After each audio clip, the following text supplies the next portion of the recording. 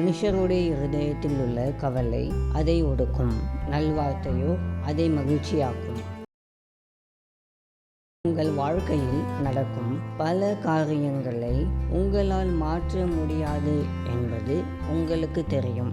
அப்படி நடக்கும் எல்லா நிகழ்வுகளிலும் உங்கள் அணுகுமுறையை உங்களால் கண்டிப்பாக மாற்ற முடியும் என்பதை கவனித்திருக்கின்றீர்களா?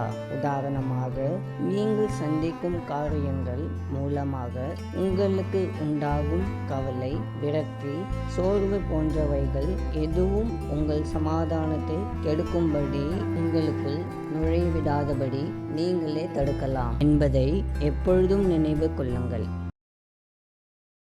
அன்பின் ஆண்டவரே, நீர் என்னை நேசிப்பதற்காக உமக்கு ஸ்தோத்திரம். நான் அனுதினமும் சந்திக்கும் எல்லா சவால்களிலும் பொறுமையாக இருக்கவும் சமாதானத்தை காத்து கொள்ளவும் எனக்கு கிருபை தாரும். என்னுடைய எல்லா காரியங்களிலும் கட்டுப்பாட்டில்தான் இருக்கிறது என்பதை நான் எப்பொழுதும் நினைவில் கொள்ள எனக்கு உதவி செய்யும். வீண் சிந்தனைகள் என்னை நிரப்பாதபடி தடுக்கவும் வேத வசனங்களாலும் உம்மை தியானிக்கும் தியானத்தினாலும் என்னை நிரப்பிக் கொள்ள எனக்கு உதவி செய்யும். இயேசுவின் மூலம் ஜெபிக்கிறோம் பிதாவே, ஆமென்.